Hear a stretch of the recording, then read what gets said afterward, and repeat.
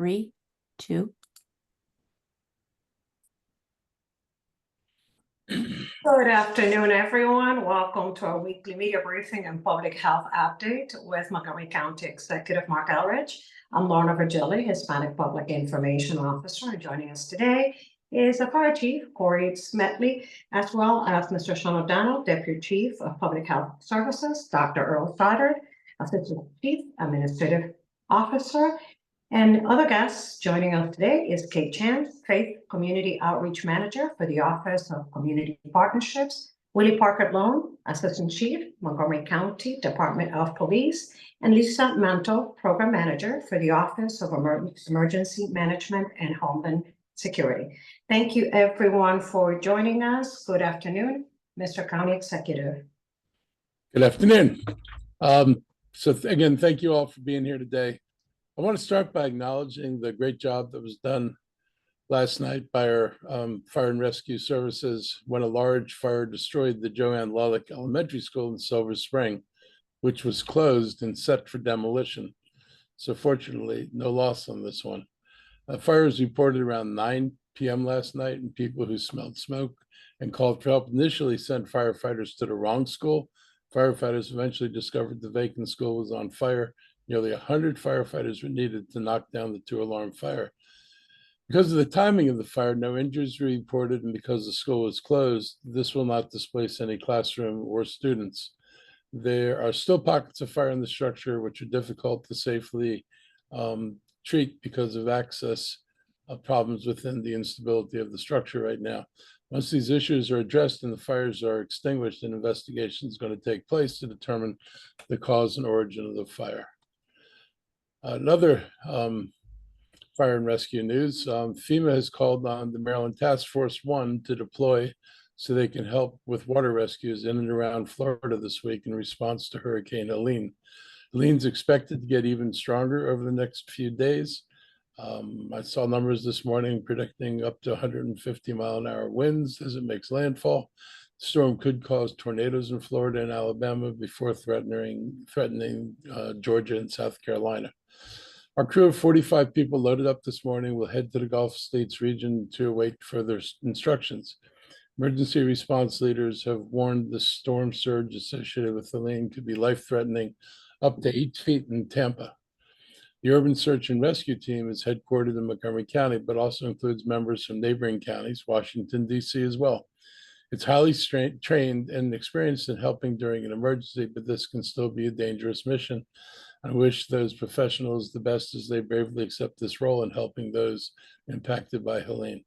I'm glad to be joined today by Chief Smedley on this busy day for MCFRS to provide additional updates, and then we can take any questions you have for the Chief before we let him go.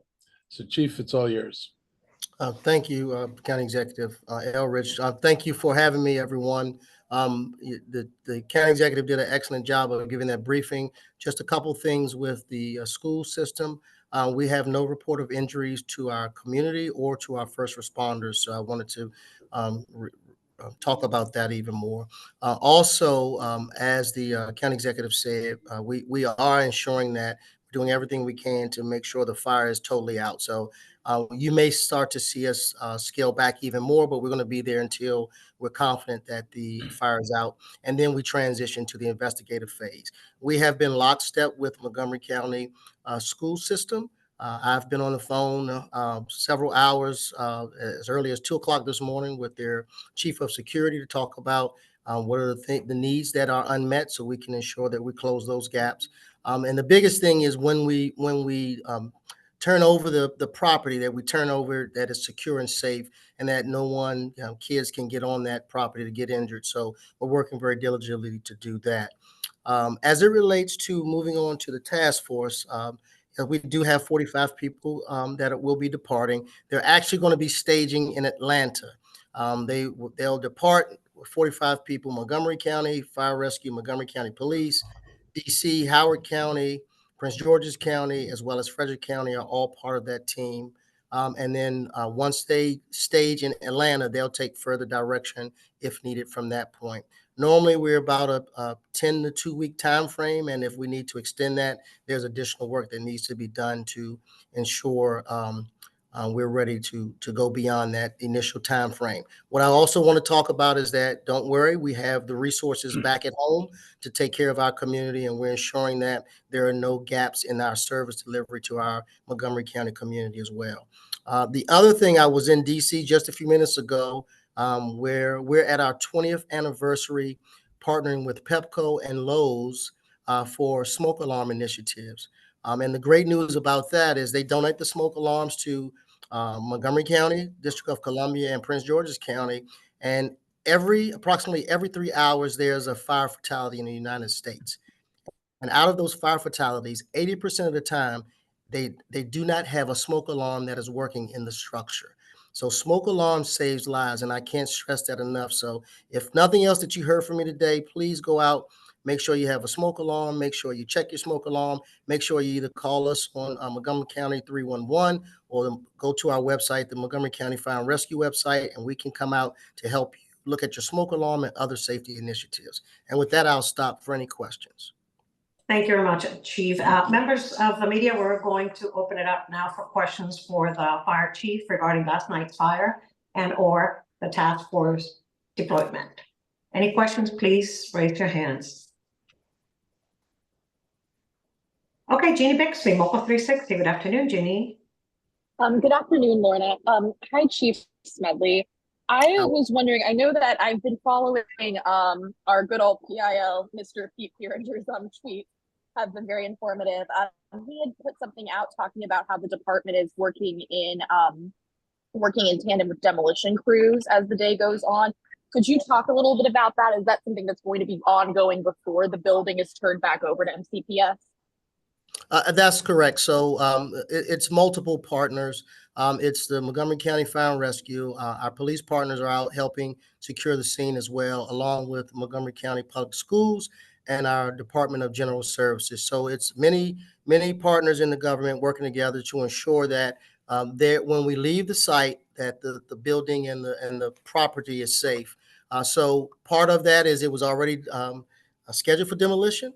It just happened quicker based on this fire, and I don't have the cause of the fire just yet. We're still in the late of the operation stages, so you will see activity on there for quite a bit until we're able to demolish the structure to a safe state, and then we can secure the facility around it, whether it's fencing or otherwise, so people can't get in and hurt themselves.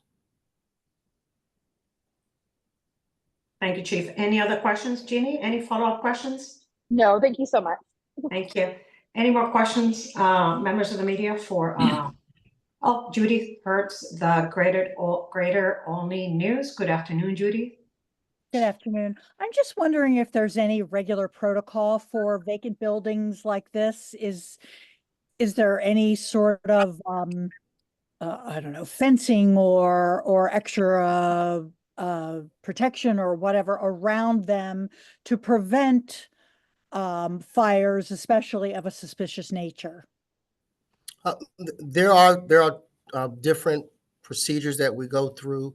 The Department of Permitting is the responsible agency that helps manage those things. Unfortunately, sometimes those things, even though we do within the compliance of our ordinances, sometimes people are able to get through there. Sometimes it's trying to get refuge. And unfortunately, that happens sometimes. But there are things that we do to ensure that a structure is safe, whether we board it up or whether we secure it by other means, fencing, etc. Thank you. Thank you, Judy. Members of the media, any other questions for the fire chief at this time? No more questions for the chief? Chief, we know you're busy. You might have to depart this meeting. Thank you for joining us this afternoon. Mr. County Executive. Thank you Chief, for joining today. And again, so glad to see no one was injured last night. And I wish those who deploy to Florida safety in their journey down there. And I'm glad we were able to respond. As the community knows, there are concerns about the October 7th anniversary that's coming up. Since last October 7th, I've had many conversations with members of the Jewish Muslim, and other communities. And while our diverse communities fear for their safety and friends abroad, they also fear for themselves and their loved ones here at home in Montgomery County. They're scared of violence in their neighborhoods, synagogues, and mosques. They're afraid of harassment and the general tenor of things, which can be less settling than it was before. This is a sad reality. Even though our county is one of the most diverse and welcoming places in the country, we've seen a rash of anti-Semitic, Islamophobic, and other hateful acts in our schools and across our communities. And as the anniversary of the tragic day approaches, we must stand unified with each other against hate. Multiple county departments are engaged with our community, including the Office of Community Partnerships, Office of Human Rights, Department of Health and Human Services, and the Regional Service Center, as well as the Office of Emergency Management and Homeland Security and the Police Department. One of the most direct ways we're supporting nonprofits and faith communities is our nonprofit security grant program. Today, we reopened this program to applications for the third year in a row. We're the only jurisdiction that we're aware of that provides local funds to our nonprofits that are at risk of hate incidents. Last year, we awarded $900,000 to help protect nonprofit organizations. Since 2022, the Montgomery County Police Department has tracked and made available to the public monthly summaries of the hate bias incidents that have been reported to them and investigated. In August, there were more than 24 reports with people targeted because of their sexual orientation, religion, or race. There's another program that MCPD launched over the summer that is important to highlight. It's called MoCo Connect. With residents and organizations, they can register their security cameras with our police department. Video sharing is completely voluntary. The goal is to help the police violent crime information center as they investigate incidents, and the video can also be used when people are missing. So, Montgomery County government is committed to countering hate and extremism. Nonprofit security grants application announced today are an affirmation of our unwavering support for the entirety of this diverse community and for the organizations who serve them. Joining me now to talk about our security grants, our MoCo Connect program, and more are several guests. First, we're going to hear from Lisa Mantle from our Office of Emergency Management and Homeland Security. Then we're going to hear from Kate Chance, who's the county's Faith Community Outreach Manager. And finally, Assistant Chief Willie Parker Loam from the Montgomery County Police Department. So I will turn this over to you all. Thank you, County Executive Elrich. So yes, as you mentioned, we are accepting applications for the nonprofit security grant. This year, we have $1.2 million available in grants. Organizations can submit up to 5 applications if they have multiple facilities within the county. And grant awards will vary, but range up to $15,000 per facility. And the period of performance for these grants is 1 year from the execution of a grant agreement. The application is open now, accepting applications, and the deadline is Friday, October 18th. The target populations for this grant program are nonprofit organizations that are at risk of hate crimes based on their work or the community that they serve, or faith-based facilities, religious organizations that meet the requirements of 501c3 tax-exempt organization that are also at risk of hate crimes, again, based on their work or the community that they serve, or whether they've experienced actual hate crimes in the past. These funds can be used for security personnel to pay for a security assessment or a plan, to conduct security training, to develop and execute a security drill, to purchase new security cameras for their facility, or as you mentioned, to purchase what's called a Fusus Core device, which enables sharing the security camera feed with the Montgomery County Police Department.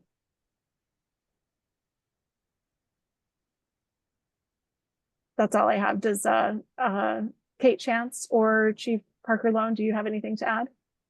Let's hear from Kate. Hi, so my name is Kate Chance. I'm the faith liaison here with Montgomery County, and I work in the Office of Community Partnerships. And we have over 600 houses of worship here in Montgomery County. A recent study by the Public Religion Research Institute says that we're the most religiously diverse county in the entire country.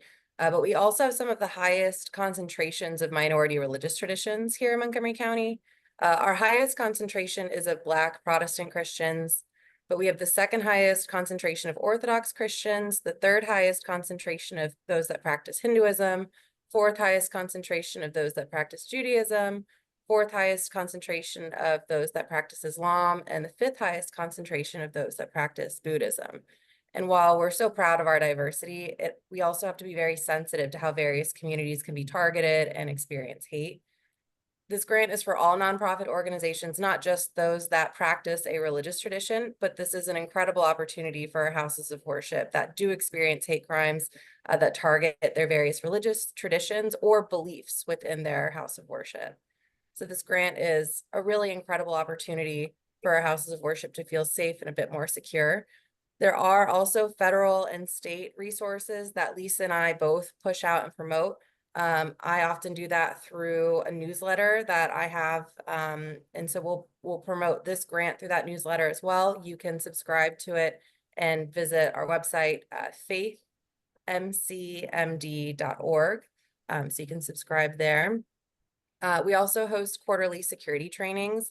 The date for our next security training is pending, but it will be this fall in East County, and we'll also promote that through the newsletter as well. In the Office of Community Partnerships, we work to make sure that we're bridging, we're getting resources to our various community groups broadly. So we will be advertising this security grant to all of our community groups, not just houses of worship and faith communities. But I did want to share an example of a house of worship that was recently targeted. Congregation Bethel had a lot of hateful graffiti targeting them. I believe 2 incidents within a week. And so the rabbi there actually put out a letter calling on all houses of worship to stand together in solidarity against hate, regardless of political beliefs or religious ideology. And we had over, I believe, over 150 houses of worship sign on, which is wonderful since we have around 600 houses of worship here in Montgomery County. So I just wanted to share that, and I'm happy to provide that letter with anybody who's interested as well. And that is it from me. Thank you, Ms. Chance. Assistant Chief, your turn now. Good afternoon, Willie Parker Lone, Assistant Chief of Police with Montgomery County. So the department, as well as all of our law enforcement partners here in Montgomery County, are well aware of the significance of October 7th. And we will be providing high visibility patrol as a deterrent to violent acts. The community should not be alarmed when they see police officers and/or police vehicles around religious sites or schools. So we just want to make sure people are aware of that. And as October 7th approaches, my district command staff and their community services officers have and will continue to reach out to the communities and places of worship to provide guidance and safety tips. The department is working with our Intel Commanders Partners Network, which is a national network of intelligence sharing. And this network, which includes local, state, and federal partners, share information that is crucial to law enforcement agencies with regards to maintaining safety for our communities. So I encourage anyone who sees or learns about something that they feel is suspicious to contact us immediately by either calling 911 or 301-279-8000. And also within the next week, our public information office will be messaging the community about potentially seeing an increased police presence, not to be alarmed if they do so, see us out there, and to call if they see anything suspicious. So thank you very much. Thank you very much, Mr. Assistant Chief Parker Lone. Members of the media, we are going to open it up right now for questions for either Ms. Chance, Ms. Mental, or Assistant Chief Parker Lone. If you have any questions, please raise your hands right now. Any questions regarding this particular topic?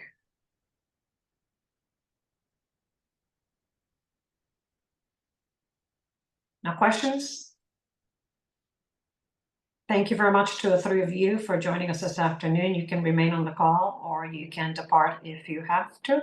Mr. County Executive, we can go ahead and continue. Thank you all for getting on the call. I think it's helpful for people to understand what it is we're trying to do and that we are pretty thoroughly engaged on this. Over the last couple of days, we were showing off Montgomery County's progress on affordable housing and development. And I want to thank Maryland Secretary of Housing and Community Development, Jake Day, for his visit to Montgomery County this week. We took the secretary and his team to Long Branch, Tacoma Park, North Bethesda, Rockville, Gaithersburg, pretty much all over the county, to see examples of affordable housing development and neighborhood revitalization that have resulted from county and state funding collaborations. Just last week, we broke ground on an exciting new housing project with HOC in the East County. The Hillendale Gateway Project will create more than 450 residences in 2 new buildings. It's the largest residential investment in the East County in decades, and just down the street from a White Oak complex that is set up to see major redevelopment soon. The entire Hillendale complex will be all electric, mixed use, mixed income. It's the kind of project that never comes about on its own. We worked with HOC, the Green Bank, and private investors to get creative with the planning of the project and the financing. Total cost of the project was $303 million in the form of private and public debt, as well as other sources, including over $52 million in the Maryland Low-Income Housing Tax Credit Equity, $16 million from the Montgomery County's Housing Initiative Fund, $10 million from Montgomery County Green Bank, and $35 million in construction financing from the Housing Production Fund. State grants will also cover $2.5 million of the cost. Because of the state and county funding, 54% of the units will be affordable to families earning between 30 and 80% of area median income. That's, for people who don't know the percent of what those percentages mean, it's something north of $35,000 a year to over $80,000 a year. So that's the range that we're able to serve, and that's not something we're normally able to do. Most of the MPDU program only serves people at about $65,000 in income and doesn't go into the lower income levels. So this makes this project exceptional, I think, especially interesting. Project's one of many we've launched with the help of the state DHCD, the Housing Opportunities Commission, and nonprofit developers such as Montgomery Housing Partnership, Affordable Homes and Communities, Habitat for Humanity, and others. Over the last 5 years, this sustained effort has helped thousands of families struggling with housing costs. Montgomery County has helped produce and preserve more than 1,700 affordable units just over the last 2 years. And we're producing more than 600 affordable, new additional affordable housing units. It was good to be able to show Secretary Day and his team how we devoted record amounts of money to affordable housing since I became executive. These are exciting projects, and there are a lot more in the works that will help us add jobs and growth to the economy. And all of this shows the continued need for expansion of our bus rapid transit system to give our workforce and residents easier ways to access to all parts of the county. It was very exciting. I think one of the main points we try to make with the state is that we're ready to spend their money. We're not a jurisdiction that is planning and trying to think about what we're going to do. But to the extent we get money for projects, we put that money to use immediately. And so we think we're not only a good investment for the state, but we're a good model for other jurisdictions in the state that are looking to build affordable housing, but have still not figured out all the different things you can do to put together good packages. Our team has been able to put together some really good packages to make this housing possible. Mail-in voting registration and county drop boxes are about to be real. I want to remind everyone that the mail-in ballots for this November's election are hitting mailboxes now. Mail-in ballots have prepaid postage, so you can just mail them back or put them in one of the more than 50 secure drop boxes that are set up around the county. You do not need to give a reason to request or receive a mail-in ballot. Ballots are not automatically mailed to voters like they were in 2020. However, there's still time to request the mail-in ballot through the Maryland State Board of Elections at elections.maryland.gov. A Maryland driver's license or ID number is required, and the deadline is October 15th. Texting the word vote or VOTA, VOTA, to 77788 is another way to learn about voter registration. And by registering to vote now, voters can avoid having to do same-day registration during the early voting or while casting a ballot on election day. And this week we continued our tour around the county doing budget briefings for the community. This past Monday, I hosted our first budget conversation with the African Caribbean residents. Montgomery Governor Westmore proclaimed September African Heritage Month for the first time this year. Montgomery County's recognized it for the last 16 years. I want to thank everyone who had great questions and participated in the forums to help improve our community. This was the 4th of 11 community conversations that will continue into November. And I've heard questions about affordable housing, public safety, county services.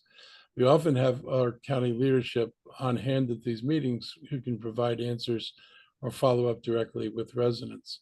One of the important things about these meetings is our departments have not been told to start their next budget yet. We do these meetings now to provide feedback to the departments and what we're hearing around the county so we can take issues that are raised by the residents into consideration as we put the budget together. I remind people, because I think reality can be sobering, is we're not going to be able to do everything everybody wants us to do. The county assembly doesn't have enough resources to do everything. Though I'll say I wish I did, because there's not much I've been asked for that I don't think is absolutely reasonable or important to do. But we are constrained by the reality of budgets. And so we let people know that we'll take things into consideration. We'll do as much as we can. But we also ask people to understand that there are limits on the revenues counties have. I'd say by and large, response from people has been pretty good. I think anybody who's managed their own budget knows there are a lot of times you don't get to do everything you want to do. But it's good to know what resources you have and what you can do. And that's what we're trying to convey to the residents. The next regional community conversation is going to be held in the Up County on Monday, September 30th from 7:30 to 9. It will be held at Black Rock Center for the Arts in Germantown. All our community conversations are live streamed and recorded for you on our YouTube page and televised live on Montgomery County Cable. Other good news in the county, we got AAA ratings again from all the bond agencies. Montgomery County is back in rare company. Out of over 3,000 counties in the nation, we have one of only about 50 of the AAA bond ratings that are put out. Last week, we retained our AAA from all 3 rating agencies. We've scored AAA for 52 years with Moody's, 49 years from S&P Global Ratings, and 34 years from Fitch Ratings. We're not aware of any other jurisdiction that has this sort of positive financial record and history of strong management. Receiving a AAA rating is like having a perfect score on your credit report. It allows us to spend more on our needs, like new schools, recreation centers, libraries, improved transit projects, while spending less on interest. Obviously, the less of our spend goes into the interest pile, the more of that same amount of money can go into actually building things. The longevity of our excellent fiscal record is a testament to the leaders who came before us and to the work of our current county government. On the health report, free COVID tests will be available from the federal government through the mail again by the end of the month. It's in anticipation of the start of the season when COVID-19 cases and other respiratory illnesses are expected to make their yearly surges. I will point out that COVID has multiple surges during the year. It peaks and wanes more so than flu does, for example, or RSV for that matter.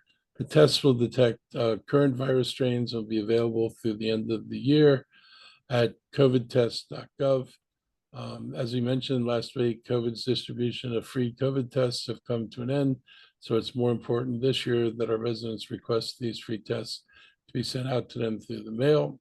And before I open up the questions, I want to give my health team a moment to talk about what they're saying. I do want to add one thing. Novavax's vaccine has been approved, and it's available now, and a bunch of us are actually going to go get the Nova vaccine. I want to make the point, though, that there were some people who did not like the methodology or science, another way to say it, that was used in creating the previous vaccines. And so there are people who didn't take it because they didn't want to take something that was produced as it was.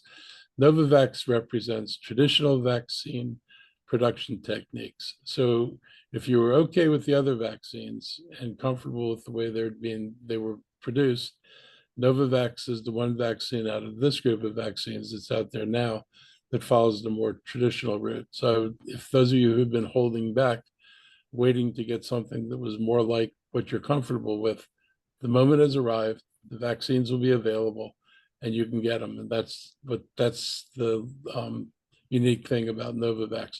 All the vaccines are safe. I wouldn't discourage anybody from taking any of them, but if you had a concern, the Novavax vaccine will address some of those concerns. So I'll turn this over to my health team for any other updates they have, and then we're going to take media questions. Thank you, Mr. County Executive. Just to update that we are finally seeing the latest COVID wave start to recede. Our surveillance samples for wastewater, for emergency department visits, and for patients in our hospitals, those are all starting to come down now. A word of caution, we are seeing some of our first indications that influenza season is now starting. We're seeing some increased activities, even though it's very low, of people going to outpatient centers with concerns about influenza. So even though things are getting better for COVID, just to remind people, we are moving into the respiratory season. It's a good time to get those annual flu shots and annual updated COVID boosters. And if you're older and you have not gotten your RSV shot, that's also recommended this year. And that's all the updates that we have. Thank you, Mr. O'Donnell. Dr. Stoddard, do you have any updates today? No additional updates. Thank you. Then we open it up for questions. Members of the media, please raise your hand so we can call on you, and you can pose your question to the county executive and other officials. Elia Griffin, Moco 360, good afternoon. Hi, good afternoon. Hey, This question is going to be for the county executive. It does not have to do with COVID or any of the health issues that we were just listening to. But last week I saw several reports about immigrant families who are living at the Enclave apartments in White Oak. And I've heard that the majority of them are from Afghanistan, and they're facing eviction after resettling in the area. I was wondering if you can talk a little bit about how it came to be that these families are facing evictions and what the county is doing in response. It came to be because the refugee resettlement program landed a lot of people in the DMV and put a lot of people into Montgomery County. I'd say that was an odd choice of places to bring people because the cost of housing in Montgomery County is one of the highest anywhere. So we weren't exactly the low price point in terms of being able to find Afghan refugees or any refugees affordable housing. That said, these are people who the United States brought over here after the end of the war in Afghanistan. They most likely would have been killed had they stayed behind, or faced all kinds of other discriminatory practices, as you can see from the record that the Taliban is racking up in terms of just general intolerance. But they had been people who helped the US military during the war, and they certainly were not safe to be left behind. So they were brought here. Resettlement people brought a large number of them into the DMV area. Montgomery County is one of the largest recipients. And when the support services ran out, rent supports or job training, and which is a big issue in this community, they've not been able to pay rent. And some of them are paying extraordinarily high rents. We have at least one case of somebody paying a $3,000 a month rent for the same unit that's being rented in the building for $1,900. The Enclave is a very challenging property. It's one of the most challenging properties in the county because the owners refuse to fix their building. And because of the length of time it takes to get to court and the difficulty in pursuing requirements to fix buildings, this building has been an extraordinary problem for the county. We're looking at new state legislation we hope we can use to deal with it. But all that said, we've got refugees who now are behind on their rent, $20,000 more and some less. The county does not have the resources, in this case would be millions and millions of dollars, to take care of everybody's back rent. Also, since a lot of these people remain unemployed, this problem will just repeat itself. If we paid all the back rents today, we would in many cases start accruing more back rents tomorrow. So we are asking the state and federal government for some more assistance on this. We think it's important that they're able to play a role. And this is certainly beyond the ability of counties. And I'm not saying Montgomery, probably most counties in the country could not simply absorb these many people in a population who don't have jobs, don't have language skills, and are this far behind on rent. So we're doing what we can. We'll put whatever money we can out there. We want to help these people. There's a number of community-based refugee assistance committees out there. I had a conversation with a couple of them last week. We're going to try to put together a meeting of these private initiatives as well as what the government's doing to see if there any way we can coordinate. Is there any way we can help find housing for people? There are many cases they've been able to find housing in existing homes, but the assumption is it's temporary, and in order for it to be temporary, people have to get job training and be able to get work. So we got a big challenge here, and we're going to do our best to address it, but we are going to be facing real limits of what we can do in the budget.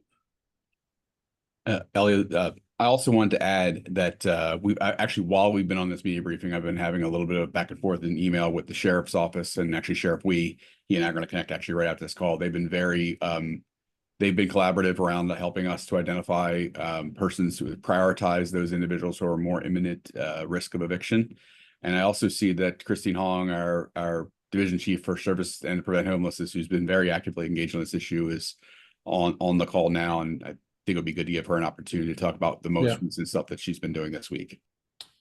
Christine, you want to say a few words? Yes, thank you, Mr. County Executive and Dr. Stoddard. I appreciate the question. Services to End and Prevent Homelessness has been working intensively with numerous partners, including all of the resettlement agencies, to try to prevent every eviction of the refugees there who are based at the Enclave. As the county executive said, the rents there are quite high, and so it's been challenging for them to keep up with their rent. We are partnering very closely also with the state, the Maryland Office of Refugees and Asylees, and their partnership with the 3 resettlement agencies who are working with the families. We are also partnering with the Muslim Community Center because there are numerous cultural barriers that we're encountering in trying to get the families to self-sufficiency. So many entities are involved, working very intensively to prevent all of the evictions if we can. There are some cases where there is not a sustainable plan for the families because the rent is simply too high and their income is not able to keep up with the rent, where relocation may be needed. And that's a very difficult conversation to have with the families, but sometimes needed to get them to a sustainable plan. So these are all things that we've been working on, and we're hoping to be able to work with the Enclave as well, the management, to perhaps seek lower rents and seek more reasonable arrangements for these families. But we appreciate all of the community support of these families and the outpouring of concern, and we continue to work intensively until we can prevent these evictions. Thank you, Christine. Any follow-up questions? Okay, thank you, Elia. Members of the media, any other questions this afternoon?